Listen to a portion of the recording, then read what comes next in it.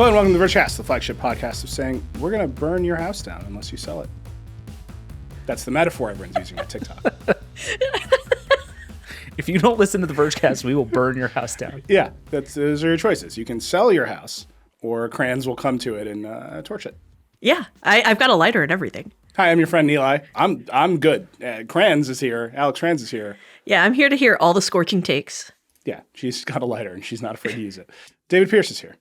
Hello. We were all so close to being in the same city for like 10 minutes yesterday, and we managed to not record a Vergecast, and it was very upsetting. Yeah, it's funny that we've gone 180. Like usually at least two of us are together. We were all very close to all three of us being together, and now we're all three of us remote. But it's for good reason. David has the Rabbit R1 in hand.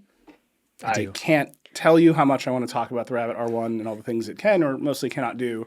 So that's very exciting. We're going to talk about that. We got to talk about the electric G-Wagon. That's another hour of the Vergecast. Apple announced new iPads. Tesla had earnings. Elon threatened once again to turn every Tesla on the road into some sort of distributed AWS situation. Very weird. We got a lightning round at the end, but we have to start. We have to start with breaking news.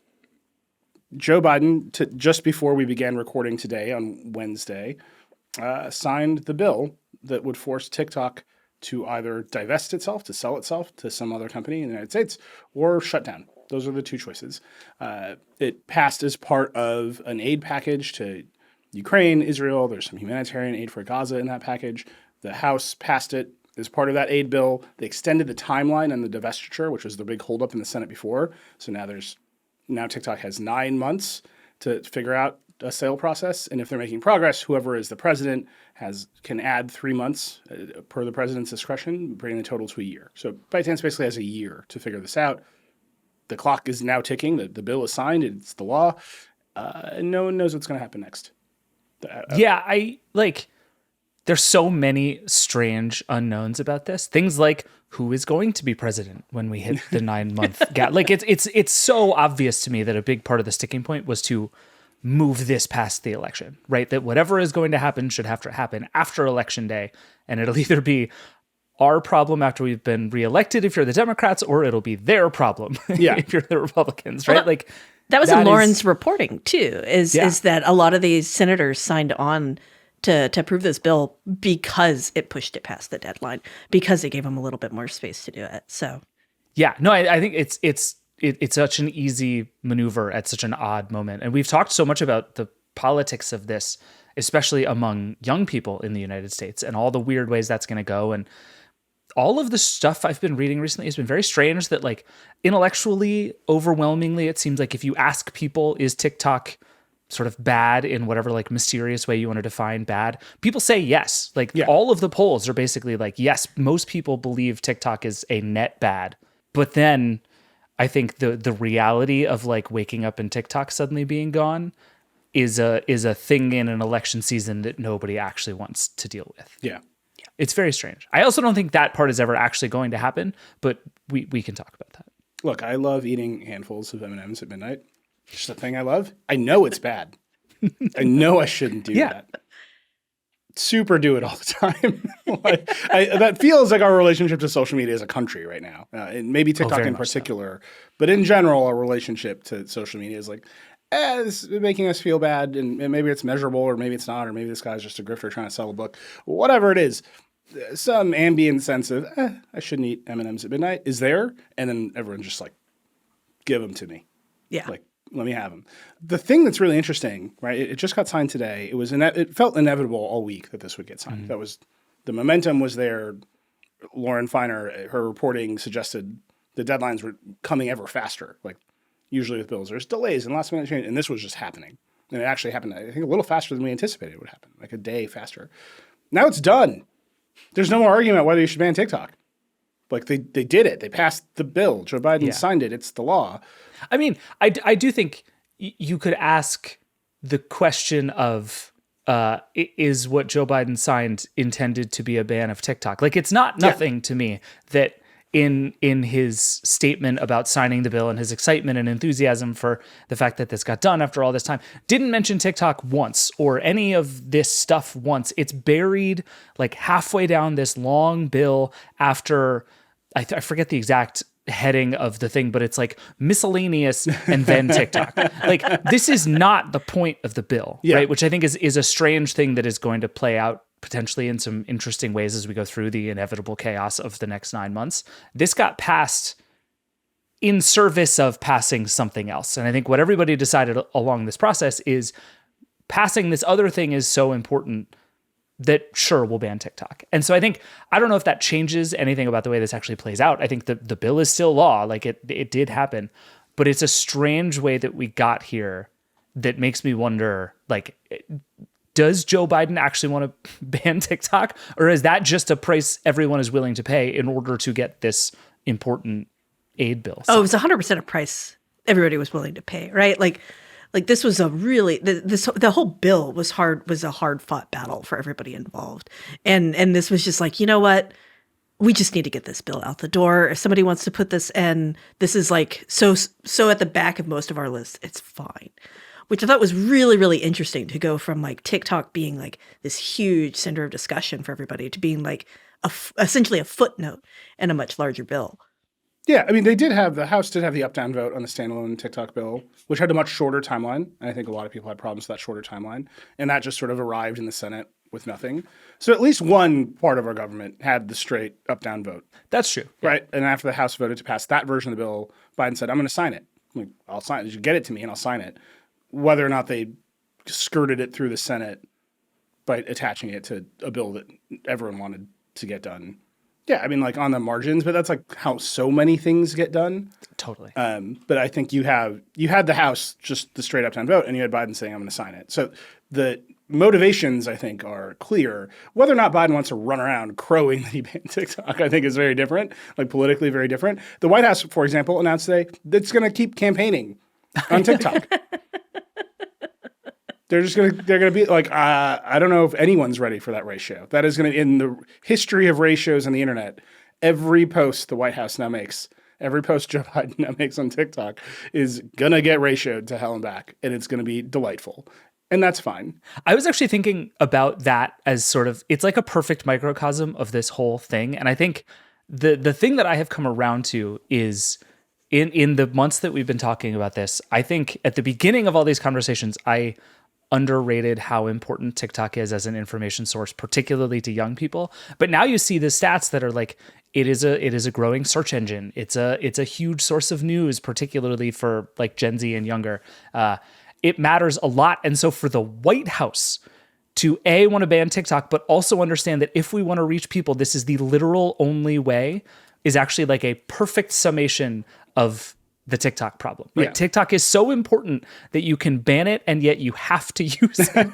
It's so strange. But that is where we are with what TikTok means to people right now. Somewhere in the TikTok office, there's the knob that just throttles you and like shows you the CEO of TikTok is just like Biden Harris HQ. Goodbye. Yeah, their engagement's going to go way nuked down. From orbit. Good night, everybody. So it's done, right? That the point I'm trying to make is it's done. There are only 3 options now. TikTok has said it's going to sue. It's going to file some sort of legal complaint to say this is not allowed. We don't know what that looks like. They showed G2 actually put up a TikTok himself saying, make no mistake, this is a ban, which is interesting. We'll come back to that. And then we're going to go to court and we're going to fight for your rights as Americans under the Constitution because you can't be silenced. Also a very interesting thing to say. And then he said, don't worry, TikTok will continue as before. Like, we'll keep running TikTok. We're going to keep investing in TikTok. Yeah, you just hold tight. I'm going to go defend the Constitution against the United States government. Yeah, it's super funny to see the guy who made, like, unalive a word because you're not allowed to say dead on TikTok, the bastion of free speech. Like, that's a really weird stance for him to take because it's not. It's PG rated social media, right? Like it's social media for kids, which is why the kids use it and why part of the reason people don't want the kids using it. Like, come on, dude. I'm never going to look at a corn emoji the same way, right? After being on TikTok for a while. That you went from very, very innocent to very weird very quickly. So there's that element. There's also the fact that it's not the user speech that is being regulated here, right? It's TikTok, the company that distributes the speech of users, and the notion that its control of the algorithm presents some sort of national security risk, that there is some long-standing issue with having foreign powers control a significant part of our media. That's a very old policy issue. There's some issue with concentration of media ownership. So you just look at option one. We're going to file a lawsuit. We're going to win. Pure coin flip. We just don't know how that's going to go. We don't know what TikTok's lawsuit is going to be.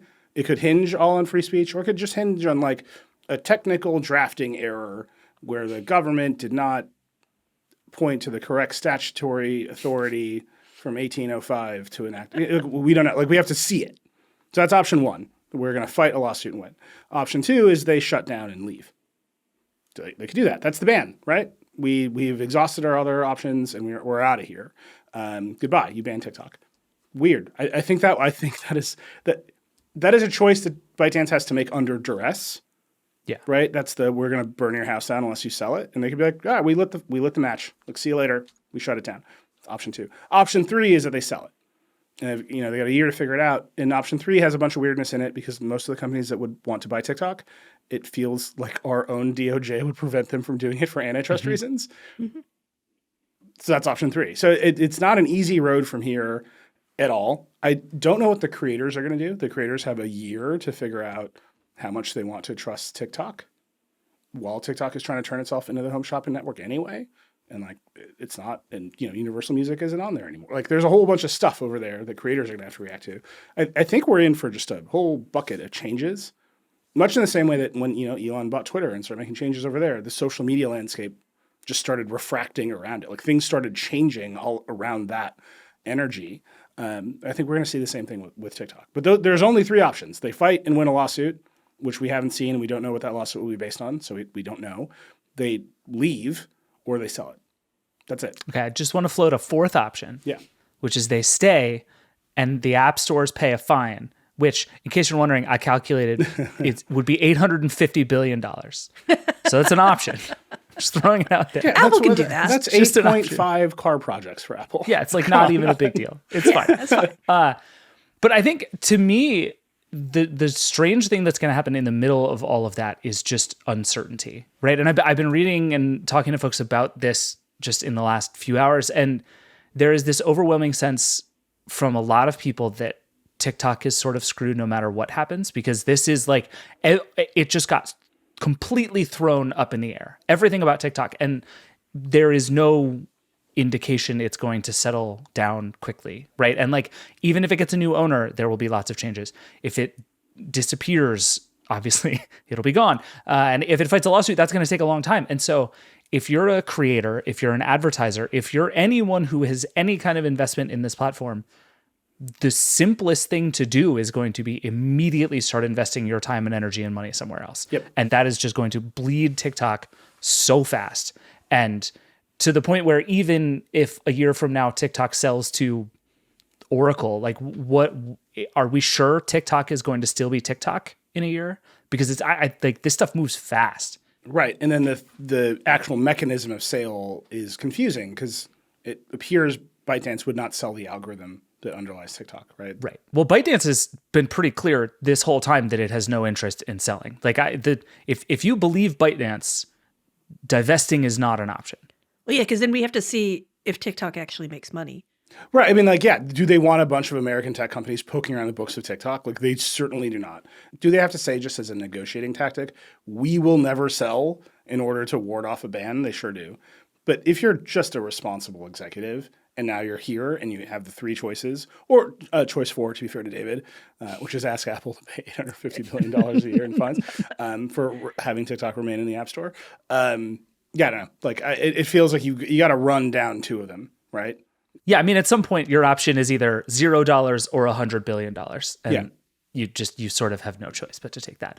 But if that is the game that you're playing, you have to play that basically until the very last minute. Look, the millionaire Chinese teens buying G-Wagons all over Los Angeles, it's got to come from somewhere, you know?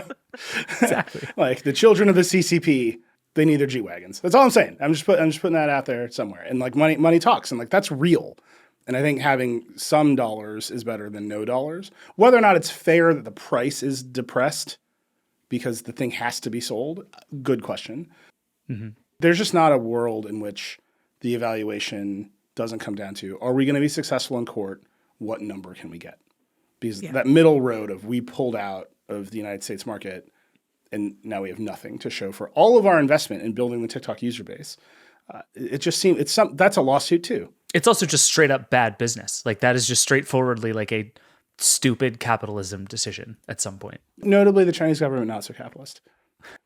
Putting that out there. Well, and again, like the question of who ultimately makes this decision on that side, very hard to know, would tell you a lot about how this will turn out, right? Like if Shu Chu, the CEO of TikTok, is the person who ultimately makes the decision, that will be very different than if TikTok is connected to ByteDance, is connected to the Chinese Communist Party, which ultimately means the Chinese Communist Party makes that decision. That would go very differently. Like there's so many things we don't know still. It's an exciting time, honestly. Like I love when a social media platform changes hands or has this big moment. Because then you see things like Adam Mosseri today. Was it on Instagram, Neela? I think you clocked the video of him just explaining to creators how to get engagement on the platform. And it's like, that probably wouldn't have happened if there wasn't a TikTok. Adam and Sarah being like, so, okay, you're at work. I'm going to set some goals for you. We're going to check in 6 months to see how they're going. And, we'll see how it's going. And it's like, dude, why does this all feel like work? Yeah. Like, I actually think that's like the bigger story here. Is like, this feels like a work for an awful lot of people across all of these platforms. Yeah. And like maybe some people are going to be like, I don't want to work for TikTok anymore because it came to nothing. And that will just create energy somewhere else. We'll see. One of the funniest memes to me on Instagram is all the people who are like, oh, I had a call with Meta and we talked about, strategies for how to succeed. And it has become a meme of people making jokes about it. But it started as a real thing. And it's like, it's a big win to have a business call with Meta executives about your Instagram presence. Wait, did social media become the new Mary Kay? Yeah, it's been there for a long time. I Have you seen the don't think people I selling realized the hydro water bottles? Yes. The bottles just have a blue LED in the bottom, and they're like, this adds hydrogen to your water. That's a lie. It's very bad. And if you don't understand why it's bad, I'm just telling you that water is made of hydrogen. Yeah, it's already in there. It's H2. There's 2 of them for every oxygen, famously. You get 2 of them. Double your hydrogens. And it's like, what are you doing? Like, how is this happening on this platform? And they're all selling them in TikTok Shop. And I just think that platform, the revenue pressure on all the social platforms is so high. But all these companies need to make money, they need to show profitability, they're doing layoffs, and they're just turning the screws. I'm like, how do we make money? And they just landed on the home shopping network. I think it was headed towards a cliff anyway. Like, there was a bubble in video creator economy. Taylor Lawrence has actually talked about it. And you can just see, like, to me, the hydro water bottle is like, oh, that bubble's getting pretty big. Yeah. Like, it's not good. All right, so here's the exercise I want to do. 3 options, right? Lawsuit succeeds, ByteDance burns it down, or they get sold. TikTok is a prize, right? It is the thing that no one can get. It is a scaled social network with an active user base of young people. That's what everybody wants. It's really hard to get the way that TikTok got it, right? They acquired Musical.ly, and then ByteDance started spending billions upon billions of dollars on Facebook and Instagram ads to convert people into downloading the app. You can't really do that. You can't even run that playbook anymore because of Apple's app tracking transparency. Like, they made the ad changes, and so the market for app install ads is basically gone. You have to pay Apple for them in the App Store now. Mm-hmm. A different conversation, but the point is you can't just run the playbook ByteDance did, and they ran that playbook to the tune of billions upon billions of dollars. Right. So here's this thing that was really hard to do, that the conditions under which ByteDance did it have dramatically changed, and it was very expensive even when they could do it. It's what everybody wants. It will be expensive, right? This isn't like Twitter fire sale. And even that was expensive, as we've all discovered. Like, that was overpriced. This is the thing. Like, it is a scaled video advertising platform with a bunch of young people on it that love it, that defines the culture all the time. So who can afford it? I just looked up the list of the largest American companies by market cap. All of the ones that are measured in trillions are tech companies. So I figured we could just go down that list. And then we can go to the companies that are measured in billions, which are much more amusing to think about as owners of ByteDance. But it's very fun. I think we should start with the tech companies because they seem like the most likely group to at least have some interest. Clarifying question. How much should we think TikTok is worth? I have an idea in mind, but I'm curious if there is a assumed number that I have not heard for what TikTok is valued at. Do we know? So the number that I have just picked out of the blue is $100 billion because that is more than double what Twitter was worth. Okay. And it's a huge number. Most companies can't just do that, right? I would have actually gone a little higher. Like there was the estimate recently that YouTube is worth $400 billion on its own. So I was going to say like 200. Let's go. Once you're up here, it's just like whatever number you want. Yeah, another 100 bill? Right. Like I'm good with 100 bill. Oh, no, I'm no. good. TikTok doesn't have like the numbers of YouTube though, right? Like I'm or at 50 the money or no, you're right. I'm good with 100 billion. This works. We'll By the way, and I'm nice picking that clean number just because it's a small, hard number. Yeah. Right. Like 44 billion for Twitter was like overpriced, but not even then a lot of companies can just like do it.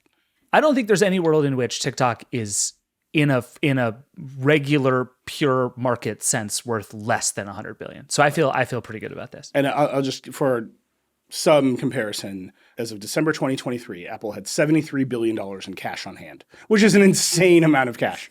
Like Apple is one of those cash rich companies out there, and that's how much. So I picked 100 because it will be hard even for an Apple to pull off. Yeah. Anyway, here's the list. Apple and Microsoft jockeying back and forth for biggest market cap. So we'll start with Microsoft today. Microsoft. It actually feels like Microsoft should be in the running for TikTok. They have been in the running before. When Trump tried to ban TikTok, Satya Nadella got pulled into those conversations. He has repeatedly described it as some of the weirdest business dealings he's ever been a part of. Then it just went away.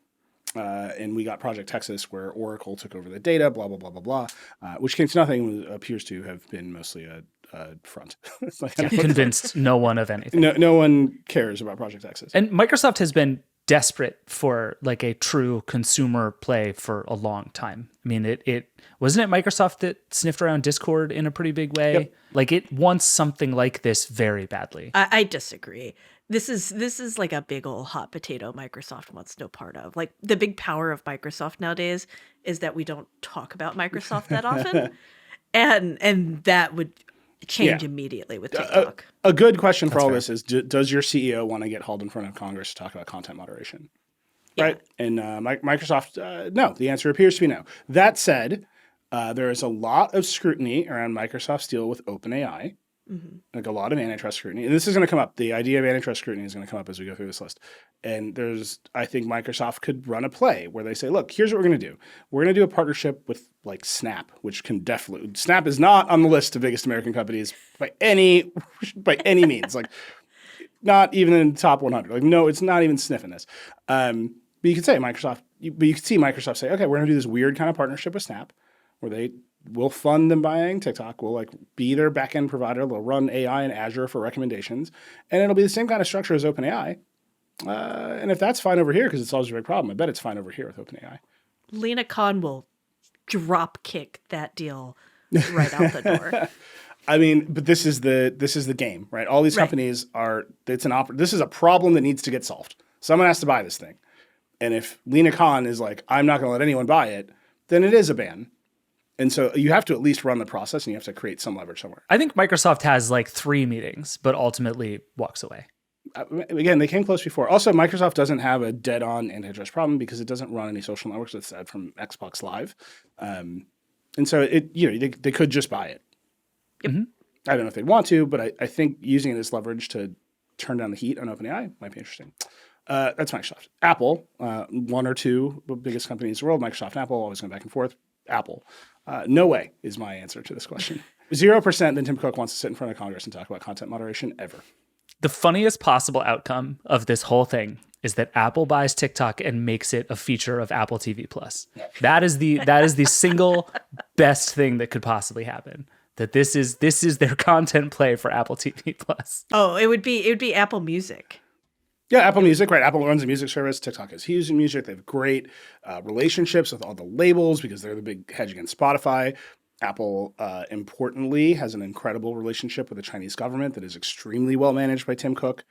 So they're a known partner that would find a way to blah, blah, blah, interoperate, with ByteDance globally. You could see the arguments. I'm just saying I don't think Tim Cook wants to sit in front of Congress and talk about content moderation. I think, Neil, they're going to use that exact quote you just said when they pull Tim Cook in front of Congress for buying TikTok. Yep. You have a good relationship with the Chinese government is precisely the reason not to buy TikTok if you're Tim Cook. All right, moving on. I think we can all, it would be the shock of all shocks if Apple buys TikTok. NVIDIA, third biggest market cap in the country right now. It feels a bit afield. No. No? Jensen's like, he's a smart dude, right? Like he started that company from the ground up. He's still running it now. He made his big bet on AI. They think very measured over there. Like everything they do has a purpose and a point, even when it's a screw up. So I'd be like very surprised. Okay, allow me to make the counter case. I love it. I'm Jensen Huang. I have somewhat intentionally, somewhat accidentally stumbled into just an unbelievable gold mine that is the AI revolution. This will not last forever. Other people are going to figure out how to make GPUs as good as mine, and I'm not going to be able to sell H100s for however much money I want to whoever I want forever. I need another move. That other move is TikTok. I want that. Someone is writing that memo in NVIDIA right now, and then at the end of it, it's like question mark, question mark, question mark, profit. You know, like this is the move that's as big as H100s. Like I don't know about that. No, the other reason is there is a real version of this that is TikTok as training data. Yeah. Which I think is not worth $100 billion, but is also not worth nothing. And I think one reason a lot of these companies will take a good hard look at TikTok is not because they want to operate a social network forever, but because operating a social network gets them basically an infinite supply of good training data for AI systems. For now, right? That's just what it is. I mean, this is what Mark Zuckerberg has been talking about with Facebook. Like they're touting the fact that they have this vast supply of stuff. All right, so Jensen swoops in and he's like, "Look, I'm already in the middle of geopolitical hot zones. Yeah, because I'm building chips with TSMC in Taiwan, and the whole universe is organized around H100 production in Taiwan. What if I add a little TikTok to the mix? I could do it. All right, that's NVIDIA. I'm putting that sub 50%. Way sub 50, but I'm sub into 10. it. But we made the argument. Alphabet, or as the people know it, Google. I mean, I think that no one wants them to buy it. If you want to ban TikTok, you let Google buy it and just slowly kill it until they shut it down. like that's what'll happen. That is effectively a ban. So no. Do you think they're having a conversation? I think Google's totally having that conversation though. Like they love a social media platform that they kill a few years later. This is just like. Yeah. But so to David's point, this is a rich source of training data for Google's I think own. that's why they're actually talking. It is. A long time ago when I asked Sundar about the web and what SEO has done to the web and where you would start a new thing if you were a new creator, he said, well, we have YouTube, right? So they know that all the sort of organic content that is made by human beings is happening on video platforms. This is a rich source of that. They're already searching TikTok. You can search for TikToks on Google Search. Yeah, don't forget Google has been saying loudly for 2 years now that one of the biggest threats to Google Search is TikTok. Yep. Which is, again, why they're not going to This is the real Lena Khan hands on hips one, right? Like absolutely. No. Alphabet would do this. I believe absolutely yes, Alphabet would do this. It would be sued to death once Lena Khan is like already standing outside of the Googleplex in Mountain View with a lawsuit and just ready to like huck it into Sundar Pichai's office the minute this happens.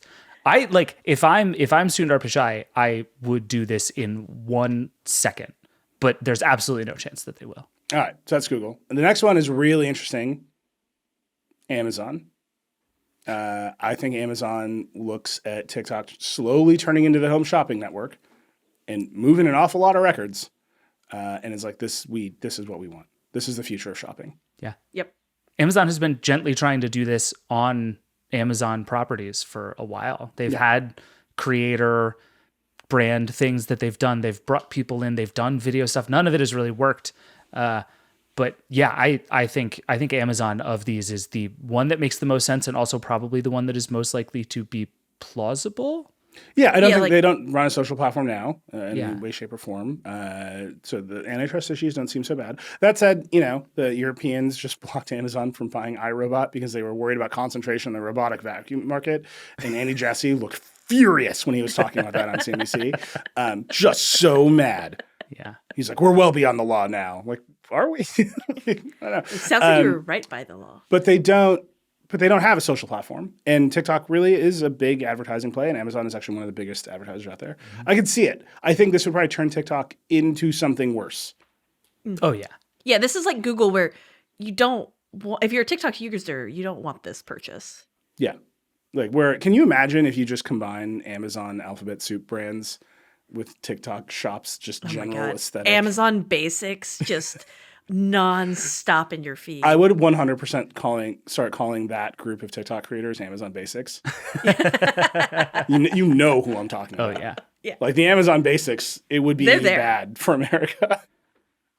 Okay, so that's Amazon. That feels very likely. Of this list so far, Microsoft and Amazon feel like the most likely to at least try.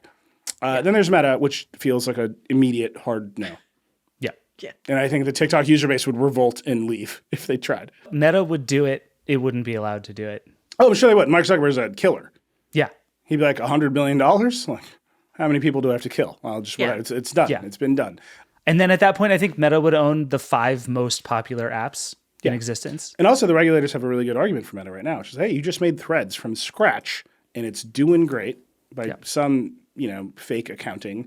It's bigger than Twitter. And I only say fake because Twitter's numbers are fake. And then it's like Sensor Tower numbers, which are weird. Like, no one's numbers are real. yeah, you just mash together a bunch of very truthy feeling numbers. And like Threads is bigger than Twitter. Fine.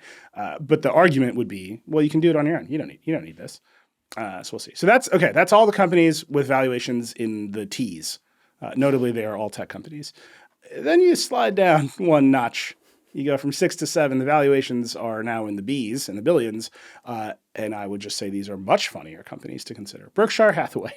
Yeah. Yes. That's the most likely, honestly. Warren Buffett. Warren Buffett's like Warren social Buffett, media. Let's go. Like Warren Buffett buying TikTok so that he could become like the ultimate TikToker in the way that Elon Musk bought Twitter so he could just be the tweeter. Like, perfect. When I think of Warren Buffett, love I this think of the for you, phrase Warren. burnout, not fade away. And buying TikTok, really just light a fire, baby. Just get out there. You got Warren just Geico. You got driving in his TikTok. old car to McDonald's every morning, just vlogging on TikTok. Are you kidding me? Come on. It would be great. I could see the it. I don't know dream. how it fits in the portfolio. It would be good. Eli Lilly? It feels like a no. Visa? yeah. JP Morgan Chase. Why not have a bank own TikTok? What if TikTok was just payments processing? Like, At the end of the day. Tesla is here at number 12 on the market cap list, although that valuation fluctuating wildly with every breath Elon takes. That feels like an obvious no, although the man does love a social network. So I mean, is Elon Musk himself a totally bonkers possibility here? I will say Elon, he's doing whatever he's doing on Twitter, and he's got Linda out there being like, Twitter's a video first platform, and then Elon is the most text forward person in the entire world. Mm-hmm. That's it. I don't think so. Yeah, he's not doing TikTok. This one's interesting. Walmart, which actually tried to enter the TikTok sweepstakes long ago, right. on the list, a huge American company, would be fascinating. I think for the same reasons as Amazon. Right? Can we build a new kind of shopping distribution? I don't know. It does not seem likely. It does not seem like that's what America They have wants. so many ambitions and a lot of money, but like Amazon, I don't want it. All right, I'm just going to read the next 5, and as an exercise for the reader, just like silently consider them and send us an email over which ones you think should buy TikTok of this list. ExxonMobil, Yes. MasterCard, Procter & Gamble, Home Depot, Costco, Bank of America. Okay, Chevron. Costco is something. Costco, there we go. I just want to pause on Costco for 1 second. You know what is a brand that everybody loves? Costco. Yeah. People love Costco. But if When they have I- to start paying influencers a living wage like they do with their regular staff, no. That's too much money. Yeah, Costco is like it's a well-run company in that way. Then there's the 2 tech companies I skipped over here. Oracle, which is already in the mix. You could see it, right? They're already in the mix for a reason. And then Salesforce, which I think we should end with Salesforce because that is the darkest outcome for TikTok. So Salesforce buys TikTok and tries to turn it into what LinkedIn became for Microsoft, basically. Yeah. Like Salesforce just goes all in on like business TikTok. Why not? This is the future of American small business is happening on TikTok. Small business TikTok is still my favorite thing. They're pressure washer guys out there today being like, it's spring, baby. Light it up. And then they're immediately making TikTok shop content where they're trying to convince me to buy an extremely obviously cheap surface cleaner, where like they plug it in and you see the whole thing dent in as they plug in the wand. I'm like, what are we doing here? Anyway, sorry. I have a lot of feelings about TikTok right now. You might watch too many ads on TikTok. I just The whole you can thing just is scroll ads. past them. You know that, right? Like you just scroll past them. I'm just I just saying- scroll until I get bloopers from The Office, so I don't even know what you're talking about. Have you started seeing they're doing like the shimmer effect across it to prevent the content ID? It's very good. Yeah. TikTok, honestly, Disney should buy TikTok because TikTok is the most impressive laboratory of copyright infringement that exists in the world today and maybe in world history. So I was actually going to bring up Disney as a wild card here. I don't think Disney can afford to do this, but I think like Disney kicked the tires on Twitter a bunch of years ago. Disney is interested in a new media startup in a really big way. I think TikTok is probably too big to be that thing for Disney, Yes. but I if I'm Bob Iger, like I bet there is a memo in that boardroom. Is Disney still interested? Because I think when they kicked the tires on Twitter, that was also around the same time they launched Fusion, which was like their digital media play. Yeah, that was the wasting money in Disney era. Yeah, I think they're beyond this point now. Yeah. I don't think so. I think Disney is in the business of getting young people to watch its stuff, and that the answer to that is TikTok. I want everyone to pull over in a car and just imagine what a TikTok-themed part of Walt Disney World would look like. To close that loop. Every ride is 60 seconds long. And you just leap It's from somewhat one to the next. unsatisfying unless you do it 100 times in a row.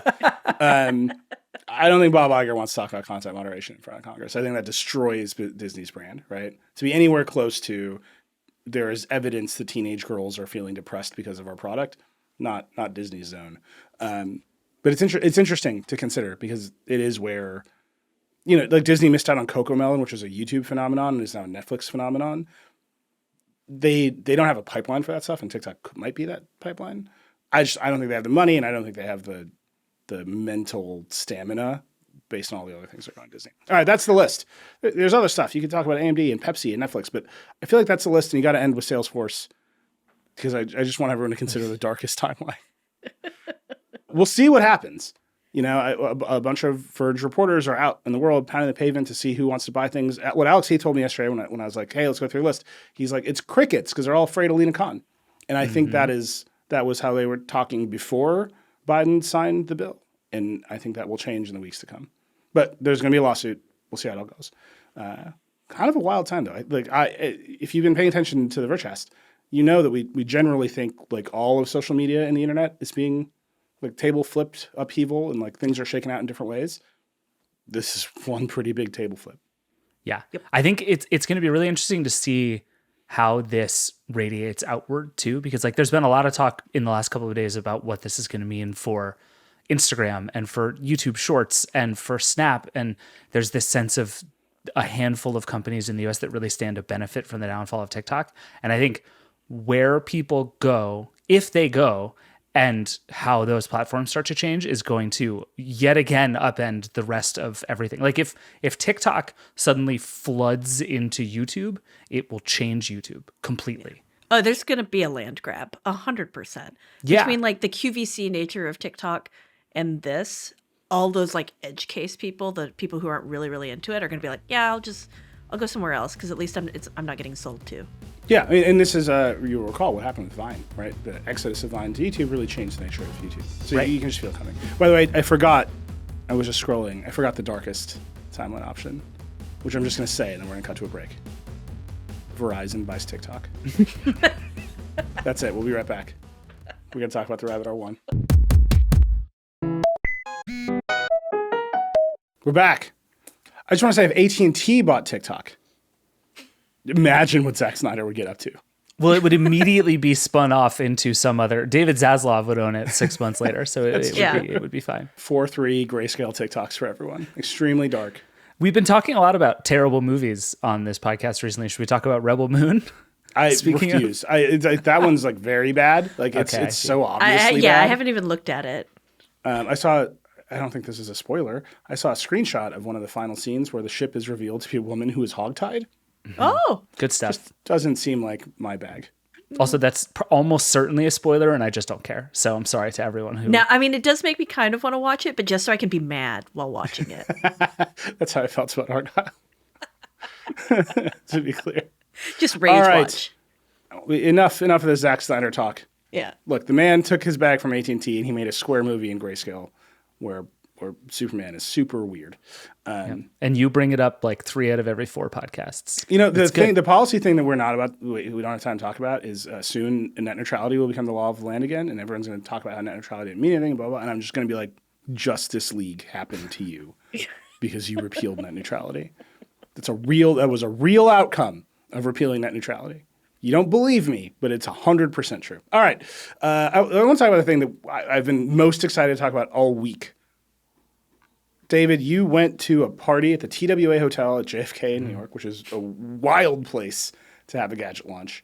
You saw Rabbit happen. There was a demo on stage, which we should talk about because I have a lot of feelings about that demo. And now you are holding a Rabbit R1. You have a review unit. Show it. I have it right here. It's just so orange. It's mine. I bought this with my own money. Yeah. Oh, that's yours. It's on a review unit. It's not. They didn't do review units. This was. So what I went to was the pickup party for the first. I think it was 300 R1s that came out. So they invited a bunch of media, but we had to buy our own in order to get into the event, which is fine. It's very good. I should say to people for who $200, don't know how this process normally works, often for reviews, people will ship us something and we'll test it and review it and then we ship it back. That's usually how it works because if I had to buy every single thing that I wrote about, I would be homeless. So that's usually how it works. But in this case, we had to buy the thing. So now I own this thing. Luckily, it was only $200. But so we get to the TWA hotel, which is amazing. I had never been. It's like a very old terminal at JFK that has since been converted into this very swanky, kind of old-fashioned hotel. It's awesome. Highly recommend. I had never been there before. I will probably never go again, but it was super cool. You should only go if you're having to fly in or out of JFK. Yeah. Oh God. It took me 2 trains and an Uber to get there. Like I don't recommend this plan otherwise. But yeah, so it was me and 300 or so other people, along with a bunch of Rapid employees in this space. They had done lots of work to overhaul it. It had a big stage in the middle. They had a 360 photo booth and a speakeasy upstairs. There was a bar with signature drinks. They were doing all kinds of merchy stuff. It was very much like an old school tech party. Like I haven't been to one of those since before the pandemic, where it's just like a company with too much money that's just like, what if we just blew a bunch of it on this large event space? And then Jesse Liu, the founder and CEO, got up and spent like an hour basically just doing demos. And he's been doing this for the last couple of months, kind of with increasing frequency, showing off how this thing works and what it can do and all this stuff. And he just sort of stood on stage and did a bunch of demos that were ostensibly live. And I have many questions about all of them. And then gave them out to that first group of 300 people. And so it was everybody there had like literally bought a thing to be there. So the room was very excited, and there were a lot of people who had been in the Discord for months, sort of reading about the humane reviews and figuring out what was going on and trying to get details on what this thing would do and how it would work. And lots of people, it was very funny, like being in line for a bar while people are behind me debating how the large language model works. And there was a guy who was like, yeah, every time you ask a question, you're eating into that $199 price. And I was just like, these are my people. It was great. I had a delightful time, except that it was at 7 p.m. on a Tuesday night and I'm very old and I can't hang like that anymore. Yeah. So you've got the thing now. I have the thing. It's right here. You've only had it for days. I don't think this is a review, but I was watching the demo that he did on stage, and 2 things struck me with that demo. One, there was a little disclaimer on the stream, and he showed himself turning off the Wi-Fi. The entire demo was done over 4G LTE, not 5G, the one that is famously claimed to have very low latency. Good old 4G LTE, which is an interesting choice, but that's $199. And then he kept pointing out how fast everything was. At one point, he took a picture, and the thing did the thing where the AI told you what was in the picture, and I was like, I don't think that uploaded over 4G LTE that fast. Like literally, just the basics of it didn't seem like it was making sense. So 2 things on that. One, none of it was fast. Like go back and watch it again. He did a very good job of sort of talking through his demos so that while it was waiting for stuff to happen, it would work. And there were a few times where he would do something and it would pretty instantly do it. But what it does very well is it signposts as it's doing stuff. So like you'll ask it a question and it'll respond and say, let me go get that for you. And then it'll say, I'm going to get that for you. And then it gets it for you. And what what it doesn't do is just sort of leave you hanging in awkward silence for several seconds, which feels like an eternity, but it does take a while to do a lot of things. And with the photo, having now tested this a bunch, what it does when you like hold up the thing and say, you know, look at this and tell me what you see, which is like the sort of computer vision thing that a lot of these gadgets do. It's not taking a good picture. It takes an awful picture. And I can show you the awful pictures I've been taking. But it just uploads just the tiniest little bit of data in order to be able to answer the question, is there a crowd full of people or like a begonia in front of you, right? Like that is the fidelity that it needs, and that is all of the fidelity that it gets. So I actually think that particular one seems plausible to me. I guess I do need to watch it again because I was just struck by the speed at which things appeared to be happening over a 4G connection. Not even a 5G connection, over a 4G connection. Yeah. Like I'm not even putting this on Rabbit. I'm just like, I've used LTE connections before. They're not fast, especially now, right? When all the bandwidth is being prioritized to the 5G connections, all the spectrum is being prioritized over there. That was one. And then there's the other thing that struck me was how much stuff it can't do that we were shown it doing at the first launch event in CES, where that stuff is just nowhere close. Like everything? It's weird. And even after being at that launch event where he got up on stage, Jesse, and said out loud, I am going to demo all of the things that it can do from day one. And I have been testing those things and it can't do some of them. So one of the big things that Rabbit has been talking about is this thing called the large action model, right? And the idea is that it can actually like learn how to use apps on your behalf. That's its whole pitch. It's not just like a thing for ChatGPT. It's a thing where you can say, go do Spotify for me, right? Or like go interact with Photoshop for me. That's literally one of the things they've talked about. Like you can teach it how to use Photoshop for you. That is not coming soon. It's like a thing that somebody had the idea to do. It's like when we talk about car renders, right? Mm-hmm. It's like it's at the render stage as far as I can tell. And then there's a bunch of stuff that seems very basic. Like I gave Humane a lot of crap for not supporting things like alarms and reminders and these very basic things. And you know what the Rabbit R1 doesn't support is alarms and reminders.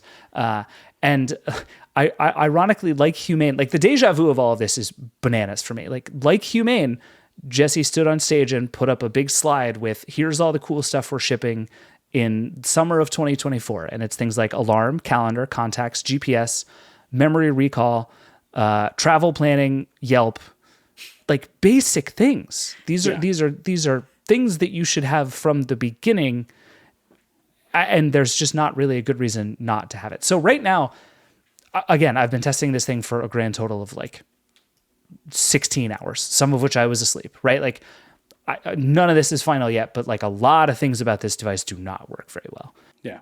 And it only has 4 apps, right? Yeah.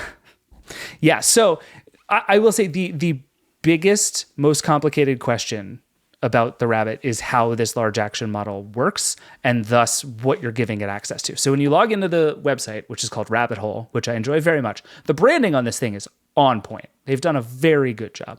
When you're playing music, there's a little rabbit guy with headphones on. Like, it's great. Excellent branding exercise. Well done. But you log into Rabbit Hole and you go to, there's a tab called Connections, and it like lists all the apps you can connect to. And right now it's 4, like you said. It's Spotify, DoorDash, Uber, and Midjourney. Which is a strange 4, but whatever. And then, so you click on the connect button, and what it does is open up a virtual machine on Rabbit's servers through which you just log into the Spotify web interface or the DoorDash web interface. So like I click on the DoorDash button and literally it opens the DoorDash website, just the homepage of DoorDash.com on the thing. And then I had to go click sign in. I had to enter in my credentials, and then I clicked continue, like I'm signing into DoorDash normally. And then it closes that window because now it has stored my credentials. And what Rabbit says is it doesn't store your credentials. It just stores like an authentication token so that you stay logged in. And to that I say, like, have you ever tried to stay logged into a service on the internet? Like, it's not possible. You can't, the keep me logged in button doesn't work. So there is something else going on here. And there are a lot of people who are like, oh, what you're doing is you're just exposing all of your login credentials to a virtual machine that's just sitting on Rabbit's computer. Like, you're just uploading your life to Rabbit's servers. That's stupid. Well, there's also one step beyond that, which is you have now logged into DoorDash on Rabbit servers, and it's logged in. Right. So it doesn't matter if you have the credential or not. You have fair. perfect logged in access to DoorDash. Yes. And I think for me, I'm logging into all of these things because I have to test this thing, but like even logging into Spotify felt strange. Like this is actually kind of a lot of access to information about me that you just have now, and that's odd. But anyway, the interface for that sucks. The system isn't very good. I have not yet successfully used DoorDash. Every single time I try to do it, you press the button on the side and you say, order me some food. And every single time it says DoorDash may take a while to load on Rabbit OS, which is very funny. And then it just immediately fails every single time. So what's happening in the background there, from what I gather, what the heart of the large action model is, it's going to click around on the DoorDash website for you. I believe that's correct. Yeah. I think the long-term plan here is to have more, let's say, robust integrations that they can actually like, there's a way to do that with like structured data that you can get to some of that stuff. But that's the old way, right? Like DoorDash has an API and we've built a weird interface for DoorDash on our little orange square. You don't need a bunch of AI for that. No, you don't. But it works. So this is like you're logged into DoorDash and we're going to show you pictures we're going to understand the DoorDash interface for you. And then you're going to say, buy me this food. And we're just going to use the DoorDash website on your behalf. Like that is my understanding of what the large action model should do. Yeah, no, that's exactly right. And part of the process that they make, that they're in theory, someday when this launches, going to make you go through is training the apps that you use. Like this is where you click to do X and this is where you click to do Y and you scroll down to get to the other thing. And that is how you teach these models how to do this stuff. And the reason they've worked with these 4 apps now is because their people have done that training with these 4 apps. So literally, do they have deals with the 4 apps? Do they have deals with Spotify and Uber and DoorDash? Uber and DoorDash are competitors. Like Uber Eats exists. Yeah. I don't know, but I sure doubt it. I have a more basic question. Okay. I know you've only spent 16 hours with it, but in that time, have you had an experience with it where you're like, oh, wow, I would willingly train this model when I get more access to it to have this kind of experience with another app? The Spotify integration is the one to me that I'm like, this is the thing I really want to work. Does it? No, it's awful. Okay. It is so bad, you guys. I can't even tell you how bad it is. Like, I just give you a bunch of examples. I say to the thing, play my Discover Weekly playlist, and it plays every single time a song called "Can You Discover" by a band Discovery. That's good. I say play Beyonce's new album, and it played like a lullaby version of Crazy in Love. Yeah. And it's weird because it's not even like it's just searching and playing the first result. Because if you go to Spotify and search Discover Weekly, it shows you your Discovery Weekly playlist. So in theory, that shouldn't be that hard a problem. It's doing some weird thing that I can't figure out yet, and almost always does it wrong. So if I ask like a very basic question, like play Justin Timberlake, that works. It'll play a Justin Timberlake song. And I have done that many, many times. But anything more complicated, at least so far, it has fallen apart on me every single time. See, this is what I don't understand about how it's working. If you're saying you can go to Spotify's website and type in Crazy in Love, and it shows you the first result is correct, theoretically, that is all the large action model is doing on the back end. Right? It's looking at the web interface, it's identifying the search box, it's entering the string, it's saying, here's the first result, and it's double-clicking on it. By the way, this is not some radically new idea, right? Like big businesses deploy robotic process automation to run their billing systems on Windows 98. $billion companies exist to deploy this at the enterprise scale. And Rabbit has more or less acknowledged that that is what it's doing, by the way. There was this weird thing, I don't know if you saw, that there's somebody, it was called like Rabbit Scam on GitHub sort of said they had found a bunch of code showing that all Rabbit was doing was just lifting stuff off of web pages and running the same systems that everybody else runs in order to like understand what's going on a website. And they were like, this isn't as scary as you think it is. Like, yeah, that's what we do. That's our public code. So like they're acknowledging that this is what is going on. And I think, but it's not working. Like, yeah, if you were, again, if you're like some mid-size hospital system and you hire UiPath to show up and do RPA, and it's like, we're doing the lullaby versions, you're like, fire them. It's like, get rid of them, right?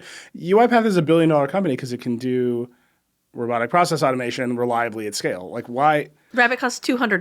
Well, it costs $200, but even the thing, like the basic thing, we entered a string of text into a search box and we played the first result. Like the industry, the robotic process automation industry knows how to do that. So why can't it do that? Like it feels like it's doing something else. Is it like inserting a little clippy in there? Is it trying to like be smart for you? It might be. It's also possible that it's doing something different with Spotify because Spotify like has an actual sort of corpus of data that it lets other systems access. So I can't speak to Spotify in particular, but at least from the demos that I've seen, again, I haven't been able to get DoorDash to work once, but from Jesse's demo of DoorDash, that seemed very clearly to be the thing using the website, because the way that he showed what was working was he kept refreshing DoorDash.com on his laptop, and it would show that something had been added to the cart on the website. That's not like a thing that happens if you use like a third-party API to do all of this stuff. That is just a thing using the web app for you. So this is the part that I'm just like most interested in, because DoorDash is the slowest one, and they said it's the slowest one. And there comes a point at which all this like just horsepower through the interface with computer vision, it just hits the wall of like, what if you just had an API, right? What if you could just, instead of trying to have a robot figure out what's happening on an interface made for humans, what if you just let the robot talk to the application directly using actual API commands? The example that I'll give people, one of my favorite companies that I wished had succeeded was Cavo, the universal remote company that I hyped up on the show over and over again. They were doing exactly this to build a universal remote. You plugged all of your devices into the Cavo, and the Cavo is doing computer vision to watch your Apple TV interface or whatever and click around on your behalf. So you could just say the name of a show and the name of a service, and it would just like bang around your TV and use it for you. And this shit was awesome when it worked. It was very slow, and it was extraordinarily brittle when it broke. Yeah, it never worked. Like the win is very generous. Yeah, it sometimes it worked, you know? And it was cool. It was very cool in those moments it worked, but most of the time it didn't. Right, and then the thing that like really got you was it wouldn't even show you the clicking around. Like it would put up the Cavo screen and you would hear it like booping in the background. You'd be like, can I just see if you're getting this right? I would love to check your work. And then you'd be like, that is not what I wanted to happen at all. Or it would just error out. But the idea that like you've got a bunch of devices plugged into a central HDMI switcher and you're like, watch the show and it knows that's the Apple TV. And you're like, I want to play PlayStation, and it switches the input and bangs around your play. Like all of that was awesome. But it failed because fundamentally the approach is brittle. Right? There are known ways for it to break when the computer cannot understand what it's seeing. It's $199. Like, can they overcome this problem, or do they actually just need to build a bunch of APIs? And then you've got something that looks like I think you have in your piece. That's just a mid-range Android smartphone with weird apps. Yeah, the answer is ultimately both, right? And I think Humane has said this about what it's working on. Rabbit has alluded to this too. Like, they eventually want to build big enough systems that others will actually integrate with. Because the reason to not rely on APIs is that you're a tiny startup and nobody cares about you and nobody will make the deals with you. So you do hacky computer vision stuff so that you don't have to get the deals. Because by and large, they can't really stop you from doing that. They can get mad and they have some ways, but like it's a more winnable game in that particular respect. But the way for them to do this, they all acknowledge, is to eventually have those more official partnerships that just give them access to the DoorDash API. And then like, this doesn't all have to be AI, right? Like I actually think we like run into a trap when we assume that the only way to do AI things is for all of it to be AI. Like some of it shouldn't be. We've solved a lot of problems, actually. Like we're pretty good at a lot of things that don't require pinging a large language model to order McDonald's. Like that's like ordering McDonald's on the internet is like a solved problem. We're very good at it now. And so I think we'll land there with a lot of stuff. But one nice thing you can do with these models is you can hack together a kind of solution to a lot of those business deals without needing those business deals. And I think that's what all of these companies are doing at first. The question is whether DoorDash is going to say, this is illegal scraping of our website. Like there's another whole set of problems that you kind of walk into immediately. I mean, the good news for DoorDash is DoorDash just wants you to order McDonald's, right? Like, and I think that's the assumption that they're making, right? Like Uber wants me in an Uber and is very happy anything that happens that gets me in an Uber. Same with DoorDash and me ordering McDonald's. Does Spotify want to stream copyrighted music to an orange rectangle? Yeah. I don't know. They did on their list of things that are coming is Apple Music, and it's like, is it? Is that one coming? have you met them? Like, Yeah. they don't like competitors. They're not, even Apple Music, which is theoretically the, horizontal play across, like, have you tried Apple Music on Android? You think your weird little robot is going to be allowed to use Apple Music on the web that way? I don't know. We'll see. I'm very excited for you to review this thing. I think that central question of like, at $199 with no recurring fee, can you make this a business that needs to improve on some of the core AI features that it is reliant on? Look at it this way. The thing you're saying, a bunch of these are solved problems, right? Okay, that's great. The things that are sort of easiest to do are solve problems. Order some food, call a ride, play songs, all API stuff. That means you're relying on the AI to solve all of the edge cases. Mm-hmm. Go to Photoshop and draw a cropping square around a thing. Like, that is not a solved problem. You cannot API your way into doing that in Photoshop in the general case. You can do it maybe in some specialized ways. Okay, it's $199 with no recurring revenue. Can you make an AI that can solve for the general case of using a computer is the question that this thing is asking, and I just don't know the answer. I feel the answer is probably no. But David, I just need you to do one thing for me. Can you hold it up to the mic and like click one of the buttons? I just need to know how clicky they are. Kran's like, do some ASMR shit. It's pretty quiet. Yeah. Oh, it's so quiet. That's nothing. Yeah. That's He's clicking nothing. right now. Pull over in your car. Turn off the engine. Roll up the windows. Click, click, click. That's what it sounds like. That was No, it. do it without the clicks. They're pulled over now. Oh, yeah. That's not so bad. The people in the electric cars are like, what engine? No, but to me, the thing is like the big open question for me with both the Humane Pin and this was like, what is like the one thing that this is actually for? And I keep hoping it's going to be music.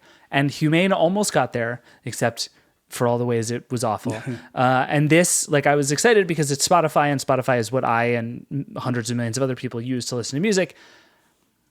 Just not there. But so far, it's a pretty good like question and answer machine, which I'm happy about. Rabbit has a big integration with Perplexity, the AI search engine. So for like relatively real-time questions, like the NFL draft is tomorrow as we're recording this, and I was asking it a bunch of questions about like who is likely to go where in the NFL draft, and it had good up-to-date information about the NFL draft. Like, that's cool. Cue all the people saying, why can't I just do it on my smartphone? Like, you super duper can. But what's weird to me about this so far, and again, I have a lot of testing and stuff left to do, is like this little thing, the gadget itself, feels right for this moment in AI. Like, it's pretty cheap. It's not that ambitious. It's sort of silly and fun. It's like, worst case scenario, it just like will look cool on my desk. Yeah. People pay a lot more for cool things on their desk, right? But they're also at the same time talking about this massive world-changing vision for where it will all go. And Jesse, to his credit, is constantly sort of tamping that down, saying we're just at the very beginning. We haven't solved most of these problems. He said something at the beginning of his speech last night that was like, I'm going to try all these demos, and if they don't work, I'll try them again. And if they still don't work, we'll fix it. And I was like, what a perfect summation of like the time we're in for AI. And so I think all of that is right. And I appreciate kind of the like realism of what Rabbit is doing as opposed to like Humane, which is like, sort of brought from the earth, fully formed. We have solved this. But then they're still like wildly overstating what this thing can actually do in a way that I find very frustrating. There's a bunch of comments on your hands-on post like, why are you being nicer to this in Humane? And it's like, well, one, it's not actually a review yet. Important note, like we're just holding the thing. And two, it's like it's $200. Yeah. And that's just different. But I am very curious to see as you go through this review process how much it needs to lean on the computer vision piece, because the more it has to do that, which is the AI of it all, the worse it's going to be. Yes. I feel that very keenly. All right. Some more things we should talk about in this section. Apple announced a May 7th event for new iPads. Two things about this. One, it's just an infomercial. Just like tune in to watch our stream. No one's going anywhere. Yeah. And then they're calling it Let It Loose. And our friend Joanna Stern pointed this out. The S in loose looks like a G, so it's Let It Luge, which is, if you want to think about what that means in the context of new iPads, I welcome you. I personally believe Apple is announcing a luge-oriented iPad. It's very weird. It's a huge like boogie board sized iPad. It's like iPad a cursive you can capital ride on. S, so it's like weird. Mm-hmm. And so like in context, it looks like a lowercase g. Very good. It's pretty awesome.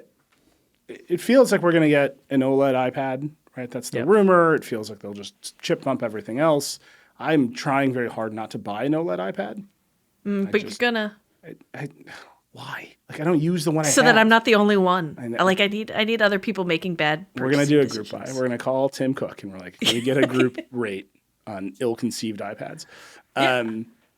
It just feels like what they actually need to do is announce new software for the iPad, not new hardware. There were a bunch of people talking about this that I really enjoyed. That was like, after this came out, everybody was like, relax. The real iPad event is WWDC in June. Like this doesn't matter. And I think that's probably true. Like, the strangest thing about the iPad is the hardware has been really good for a really long time. I would say, other than please move the camera from the bad spot to the good spot, I have very few issues with the iPad's hardware and have not had issues for a long time. I have a million issues with what it's like to actually use the damn thing. That's why I'm kind of curious about, one of the big rumors is that they're going to do a new Magic Keyboard that's like aluminum or something. It's more like just a laptop case. Yeah, with a bigger trackpad, like that would be cool. David, I'm pointing out the 10th gen iPad moved the camera. I know, but they haven't on the other ones. Move it on all the other places. They're going to probably do it on the Pro and the Air this time around. At some point, they have to admit that the Pro is just a weird laptop. Yeah. Maybe this is the time. Like, I've been using my ancient now 11-inch iPad Pro as like a tablet. Like, this is dumb. Like, it's just a laptop all the time. I want to use it as a tablet. Boy, do I want to read stereo review in PDF form on my iPad, as God intended.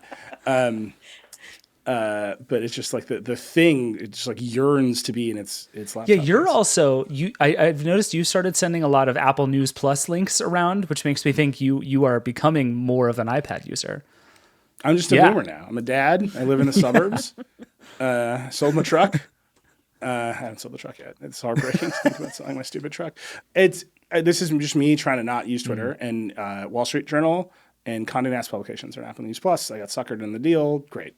Fine. Right. But do I love it? Do I think Apple News? I'm not going to pass any judgments on Apple News Plus. I'm just going to ask anybody who has the product, go and look at the list of trending stories and be like, who do we think this audience is? You just make that distinction all in your. I'm not going to pass any judgment, but I'm like, that they're not getting younger. Is it what I would say? It doesn't appear that they're getting younger with time.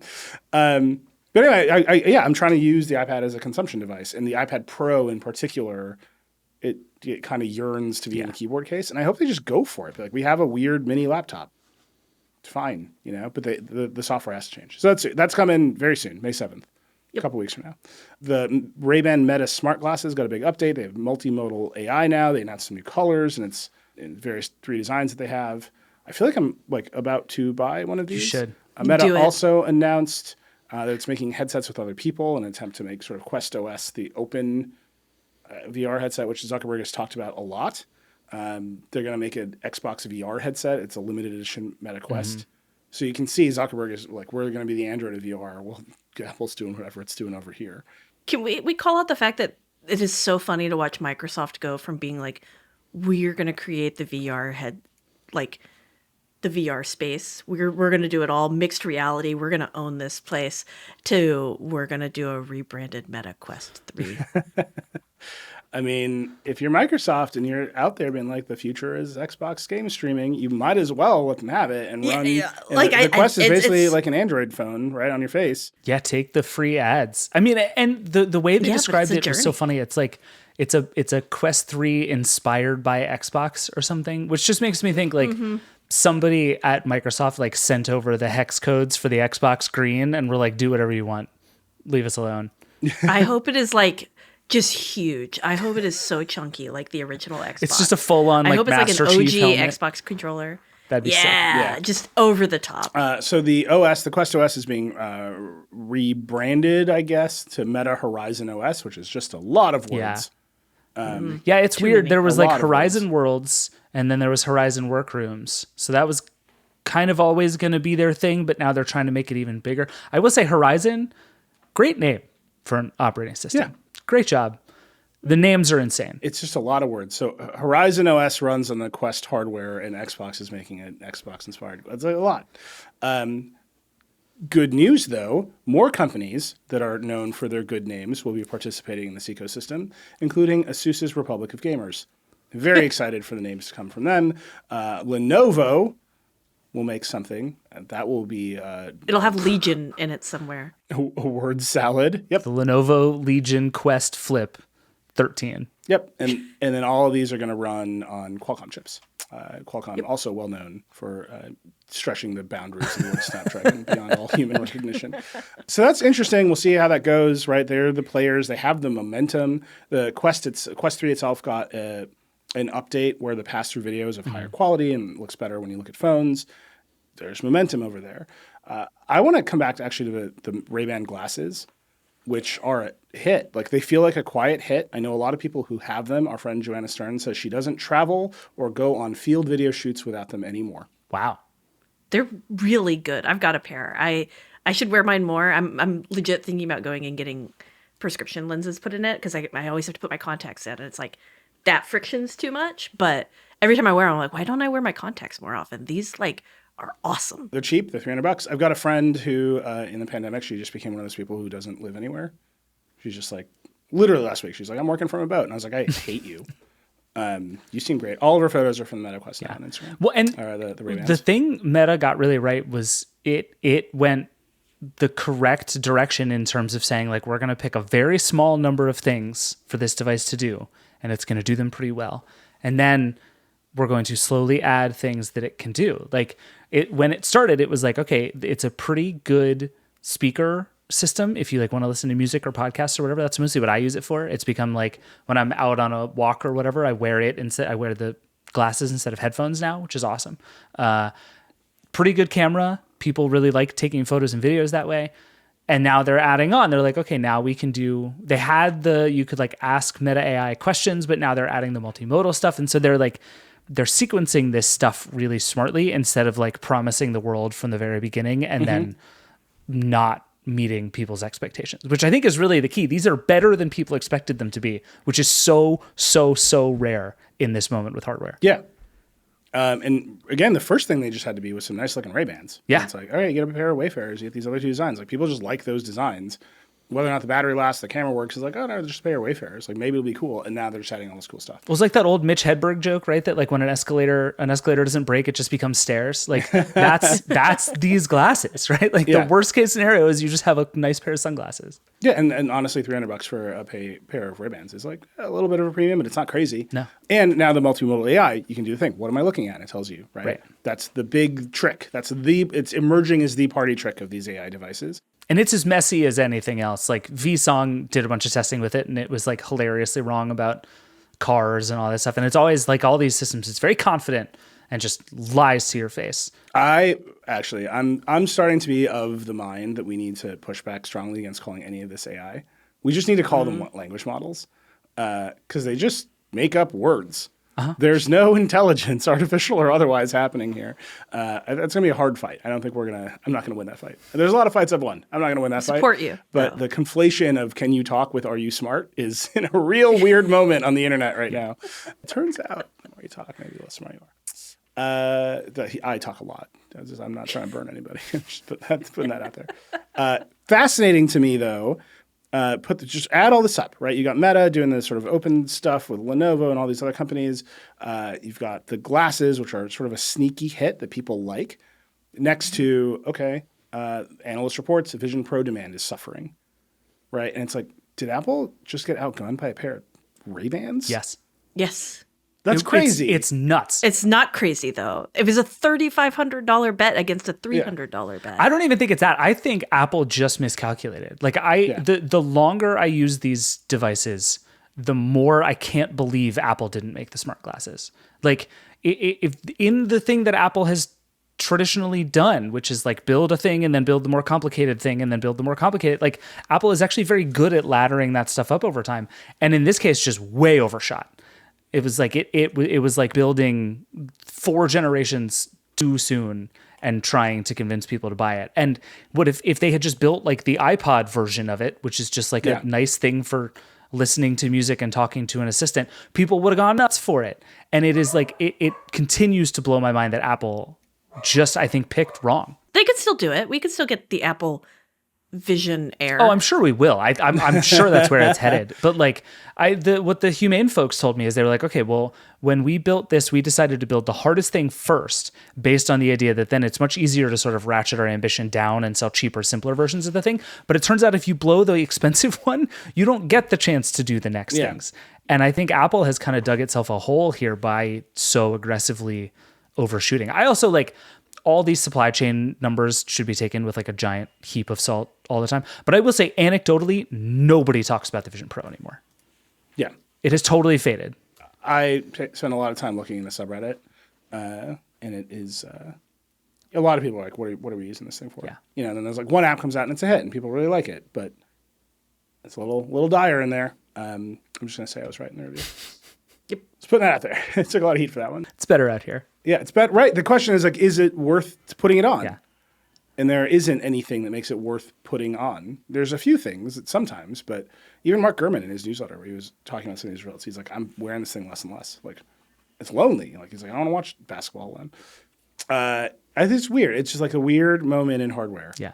Where the big expensive stuff didn't go and the sort of cheap stuff that's making small promises is gaining a new kind of momentum. I think I'm going to buy them. I don't know why. I have too many glasses. I lose them. I have a rule to not buy glasses that are more than $50, not buy sunglasses that are more than $50 because they're gone. That's good. Like, I might as well just flush the $50 down the toilet. You know what I mean? But there's a part of me that's like, what if? The good news is these ones are very heavy. So it will be hard to lose them. They did like, and the charging case is really nice. it is. So you're gonna be like, oh, I can't lose my charging case because it's so nice, and then you'll never lose your glasses. Alex, you've never underestimated. I'm filled with optimism today. Yeah. Just all optimism. All right, we're going to take a break. I'm going to look on the Meta website and see if I can convince myself to spend $300. We're going to come back. We got to talk about Tesla, and then we got a lightning round. Then we're going to get out of here. We'll be right back. Okay, we're back. We have to talk about Tesla. Tesla had earnings. Andy Hawkins' headline for the preview of earnings was Tesla is in its flop era, which is a great headline. Just to recap, Tesla has laid off more than 10% of its workforce, like 14,000 people. A bunch of executives are leaving, including the guy who was in charge of the powertrain and energy division, and then the head of policy, who's the guy who gets autonomy like approved, also gone. A lot going on with Tesla, right? There's a rumor that they're going to cancel the cheap EV, and then they kind of said they weren't going to cancel it. But it also sounds like what they're really going to do is make the Model Y cheaper. They've recalled all 3,800 Cybertrucks, 3,878 Cybertrucks. But they talked. Elon said Optimus would be a fully sentient robot that would, quote, expand the world economy infinitely. Oh, sick. They'll be selling that at the end of next year. Yeah. Sure. So a classic Elon bump there. I think he even said in that announcement, in that sentence, I think he said, but I'm just guessing. It's like, all right, Yeah, cool. but Yeah. Great investor call. There's a new Model 3 Performance. Great. But they don't have his new cars. There's not really a plan to have new cars. They're going to announce some robotaxi plan on August 8th. And then there's this thing that they've been talking about, which he brought up again on the earnings call today, which I just want to talk about for 5 seconds because it is bonkers to me. He was talking about how many H100s Tesla has. He went on this very funny aside about how he doesn't like calling them GPUs because they don't have any graphics, but whatever. You can hear the investors being like, what? And then he got to, we have all these H100s and we are doing AI inference more efficiently because we had to learn how to do it in the car, which is constrained. Great. That makes sense. It's a good argument. Whether or not you can measure it, whether that makes sense. And then he's like, we've got this like AWS play, which they've hinted at before, but he was like, what we're going to do is run it on all the Teslas that are just sitting around. So quote, if you can imagine in the future, perhaps there's a fleet of 100 million Teslas, and on average, they've gotten like maybe a kilowatt of inference compute. That's 100 gigawatts of inference compute distributed all around the world. It's pretty hard to put together 100 gigawatts of AI compute. So, and perhaps maybe instead of using the car 10 hours a week, we use it 50 hours a week while it's sitting there. That leaves over 100 hours a week where the car inference computer can be doing something else, and it seems like it would be a waste to not use it. My man is describing SETI at home for Teslas. Uh-huh. Yeah. What do those terms of service look like? Right. It's just like, do you want to run compute models on your car while it's just like sitting in the driveway? Your car, which, by the way, famously runs on electricity. Uh-huh.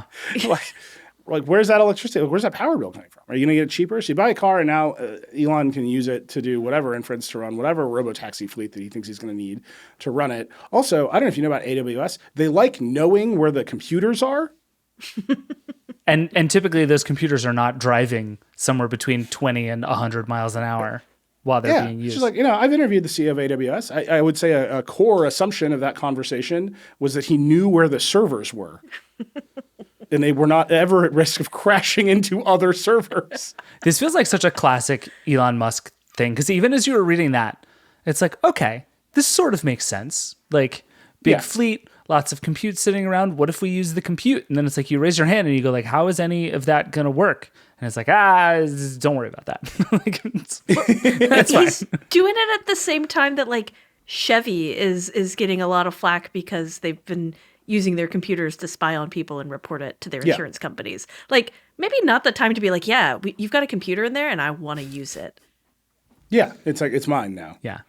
I just think this is the one where it's like what Elon is searching for is arguments that Tesla will have massive margins, software company style margins instead of car company margins. And the thing that's hammering Tesla right now is they have absolutely car company margins again because they dropped the price so much. And they don't have any new cars. So the competition is here. And you can see the sales fell like 55%. Like they're just not doing it anymore. And so he's concocting these arguments where a sentient Optimus robot will expand the world economy by infinity.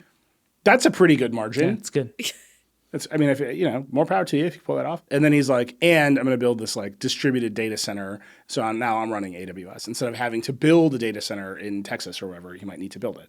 And it's like, this is the truth is outing here, right? Like, it is very hard to get from here to I'm running a distributed AI supercomputer in every Tesla in the world.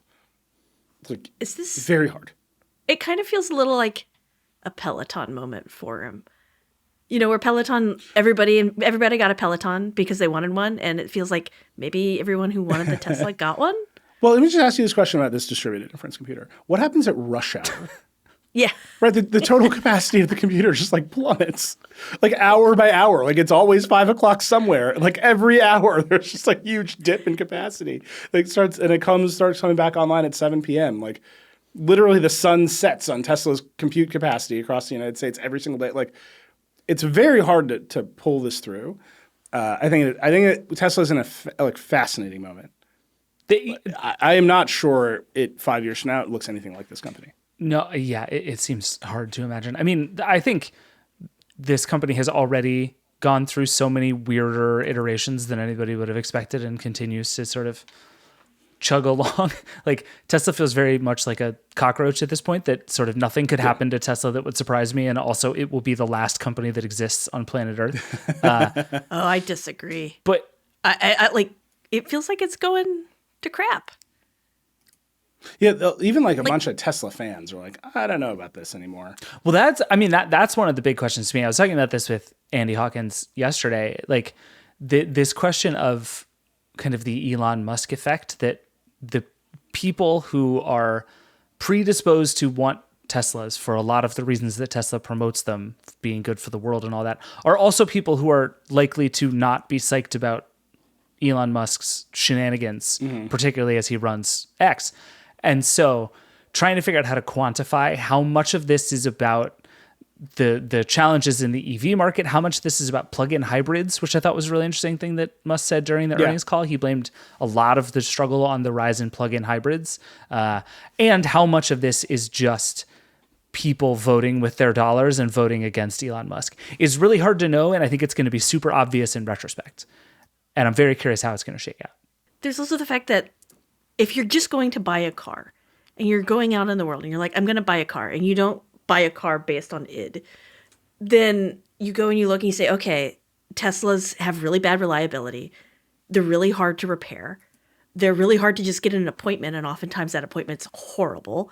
The build quality is crap to the point that like they keep having to do recalls on the Cybertruck. Like those are all just signs of a badly run company. And I think this company had a lot of advantage because it was first mover. And Elon Musk is an incredible salesman. But now like the bloom is off that rose. Twitter, X, whatever you want to call it, ripped that right off. And now it's like, okay, we see that this guy is just a really good salesman and he pulls it all out of his butt. And he is not some genius. And actually he's not running a very good company because he's running 12 at once. And no one can do that, even Elon Musk. Alex is Alex Kranz of The Verge with a K. Yeah. Just email that directly. Hit me up. I'm doing you a favor. I'm here to kid. debate you. Yeah, debate Alex with a K. Please. It's going to be great. Honeypotting Tesla trolls. I don't think you're wrong. I think the fundamentals of the auto business, he has to not be a car company.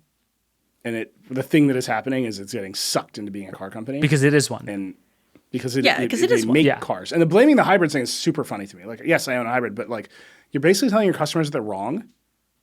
Right. And how do you get past the market making a decision? Like, regulate the market. Like, Joe Biden, will you make hybrids illegal? Is like kind of the only answer to that. Or you can yell at everyone that they're wrong. And like yelling at the market that it's wrong is like not great. That always famously works for everyone who does it. This is famously why Betamax beat VHS. Everyone knows it. I think hybrids, everyone I know who has hybrid knows it's like some short-term solution to the infrastructure not being there. And like everyone prefers to drive around in the battery. My dad just You're recently bought a Prius after spending months looking for an EV because they just couldn't find one that made sense and decided that in their lives at this point, like the next car should be an electric car. The car right now should not be. And I think a lot of people are making that decision. Yeah. Also, the new Prius, it doesn't look like an angry robot anymore. No, it's kind of great. It kind of looks Yeah. good. We'll see. All right. Lightning round. What you got, David? So while we're talking about Apple TV Plus, soon to be augmented by the purchase of TikTok, there was a report this week that Apple has been negotiating with FIFA, which is the governing body of soccer around the world, to do a new global tournament exclusively on Apple TV Plus. I find this fascinating for a bunch of reasons. One, Apple is like increasingly deep into the sports world. They have this thing with Major League Soccer that's going very well, it seems, in part because, Lionel Messi decided to play for the MLS.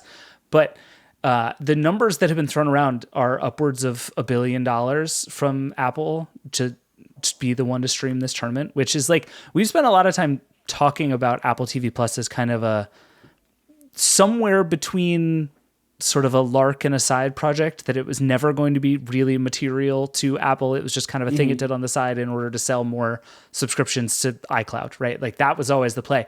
This seems to me to be the sort of thing that you only do if you're actually serious about turning this into a real thing. And Apple is just further and further and further into sports in a way that I continue to find surprising and sort of fascinating. And they want to invent a completely new thing with some of the biggest soccer clubs in the world, which would be huge and is immediately the kind of thing that would draw potentially millions of new people to Apple TV Plus. But this is like, there's no indication. I think it was a New York Times story that first reported this, that this is like a done deal, but they want to do it next summer, which means like this is a big thing that could happen very quickly. And like, I don't know, Apple TV Plus just continues to be a bigger thing than I think I've given it credit for. I think it kind of makes sense though right now for Apple to do it because Hollywood is in a state of flux, right? Like streaming is completely changing the game there. Everybody's trying to figure out where the revenue streams are. And the tech companies are kind of leading the forefront. The tech companies are running Hollywood in a way they haven't previously. And Apple is doing it really, really well. It's a smaller play than everybody else, but it's doing it intelligently. And it's like, yeah, this makes sense for them to go in and just like take a couple of streaming services out.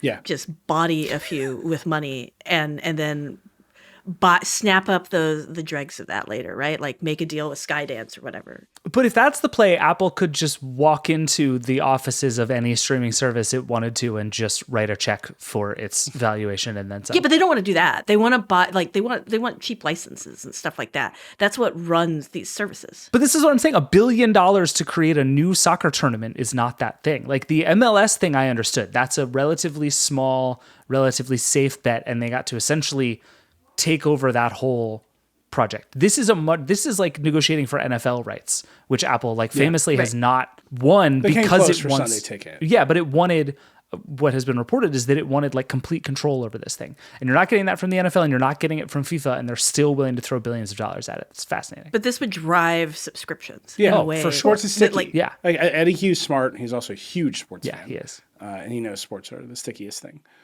We'll see. I think Apple has to get good at broadcasting sports. Yeah. They're not great at it right now. So the more they get into it, the more they have to does Tim Cook want to sit in Congress and talk about content moderation? I don't know. Does Tim Cook want to sit in front of a bunch of soccer fans and talk about penalties? I don't know He about sends that Eddie either. Q for that. But does Tim Cook want to go sit in a box at the World Cup? Yeah, absolutely. That's true. All right, Crayons, what you got? Qualcomm. They're back, baby. We'll see. We say that Immediately every once in a while. undercut. Just Immediate immediately undercut. undercut. Just immediate. Yeah. So Qualcomm has announced they'd previously announced some new processors, and these are their kind of responses to the x86 processors from Intel and AMD. This is meant to go in Windows machines, meant to compete with Apple. They're saying they're as fast as the M3, and it's going to blow it out of the water. Joanna Nelius, our new laptop reviewer, went and checked some of them out in some very, very, very, very controlled demos. And she was like, there could be something there. She was seeing it was slower than the M3 in some cases, faster in others. I mean, if it's even in the ballpark of the M3, that's a huge deal. Yeah. That's a huge deal, right? And I think there's some really interesting stuff, particularly around architecture. They're not doing the big little core deal that everybody else does, where they're like, these are performance cores and these are efficiency cores. They're like, yeah, these are all performance cores because they're just that efficient. Oh, God. That was me doing a Qualcomm impression. Sorry.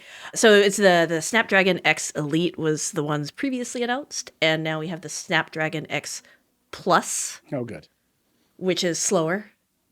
Because it's not elite. They're going to throw a premium in there and no one's going to know what's going on. Yeah, nobody will know. I appreciate that when you try to match Apple's performance, you also try to match Apple's insane name scheme.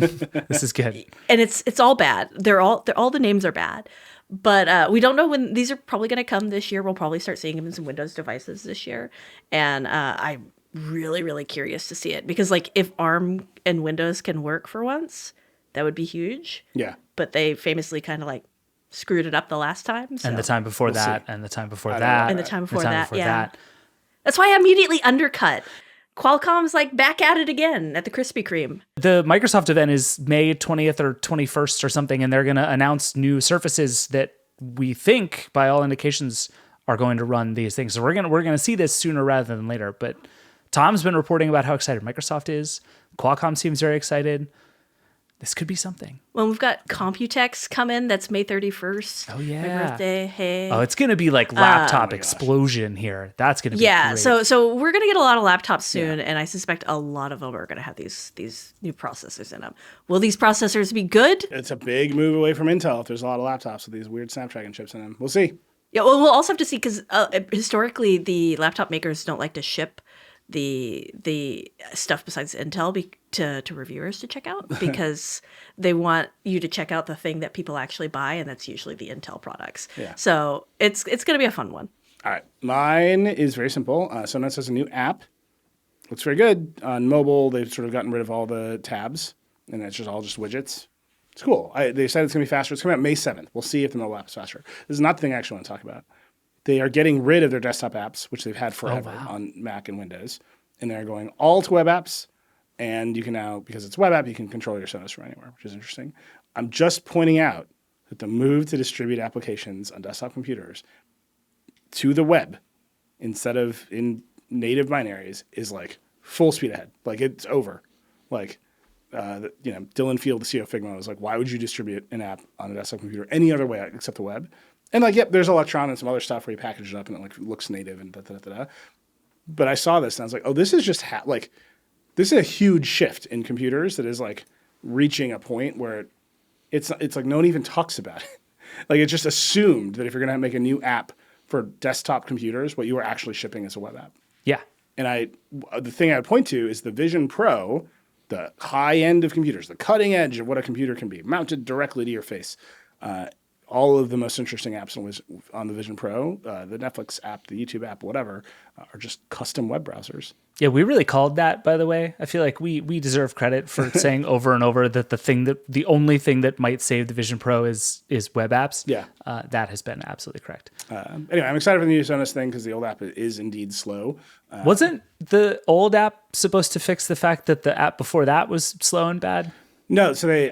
This is like a long story. We had Patrick Spence on the show, I think, to explain himself to us when they did. I know, but and they it had the didn't work old then, so do it platform, now. which they now call S1, Right. which was like ancient, and they re-architected everything for the future and to support Atmos and all this other stuff they wanted to do, and that's called S2. So that was just an architecture update. It was not a we need to make everything faster update. So they kept their slow app, but made it I work on the new architecture. Yeah, there's a lot of arguments about like what the best way to run Sonos is now. Like, do you want to run Sonos Net, which is like a custom 2.4 gigahertz network? You just want to run everything on Wi-Fi, which Sonos says you should do. Good times in these subreddits. I just use Spotify Connect, and it works fine. Yeah, it's fine. I wish I had a more complicated, interesting idea than that. Yeah. I never ever touch the Sonos app, and I'm very happy about it. I've used AirPlay. AirPlay for years now. It's great. It works just fine. And you can group things in AirPlay. You can group unlike speakers in AirPlay, which is very interesting. But I don't know. I still got a soft spot for it. All right. That's it. We are way over. We've touched on everything from web apps to the future of free speech in America Busy week. to whatever's going on with Tesla. It's a lot. It was big. It was a busy week. And we got more of them coming because we're head first into developer conference season now. Yep. All right, I'm going to start a GoFundMe for this OLED iPad. You can hit me up. That's not true. I'm not doing it. Tell Alex all your favorite things about your Tesla if you have Yeah. one. She'd love to hear them. Oh, we I'm need to say super this. We excited. utterly forgot to say this because we're so bad at this. We won Webby Awards. Thank you so much for all the people who voted for us in the People's Choice Yes. of the Vergecast. Thank you to the judges who gave the same award to the Decoder podcast. We really do appreciate it. It's very cool that we have been doing the show for as long as we've doing it, and people still voting for us for these awards. I truly appreciate it. Sponsor the lightning round, you degenerates. All right, it's time. All right, that's it. That's Vergecast. Okay. And that's it for the Vergecast this week. Hey, we'd love to hear from you. Give us a call at 866-VERGE11. The Vergecast is a production of the Verge and Vox Media Podcast Network. Our show is produced by Andrew Marino and Liam James. That's it. We'll see you next week.